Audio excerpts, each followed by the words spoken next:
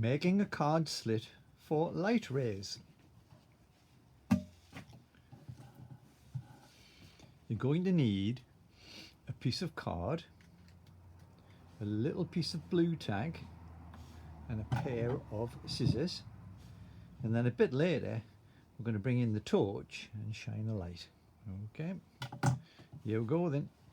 We need to make a fold in the little piece of card. Well, that's the length of the card there. It's a long ways up. That's about halfway, but I don't want to fold it halfway, just a bit further back. Maybe that's about a third, almost a quarter of the way back. A third or a quarter, either way. And now we've got to fold a line down there. Well, just do your best, it's not critical. Fold it over really sharply and then press, really press hard so that we can get that to stand up. Now the little piece of blue tack is going to be of help because that can stand at the back later and that just stops it from being knocked over as easily.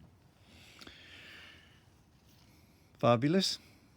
Unfortunately, it's not that simple. We have to have a tiny little slit in the card. And if we make it too big, the things we're trying to see become a bit too blurry.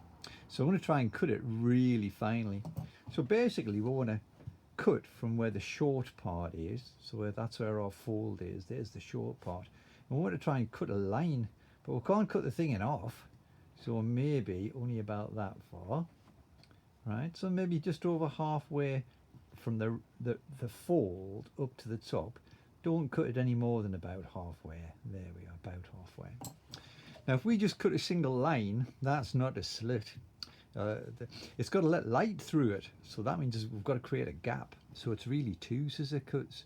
So first scissor cut, look, very close to the pencil line in a straight line. Stop. Second scissor cut right next to it. Now this is the difficult part. Sometimes people practice with a piece of paper first. Now that's how thin it is, look. That's how thin the little piece of paper is we're going to try and take out. Here it goes. Pull it out like that.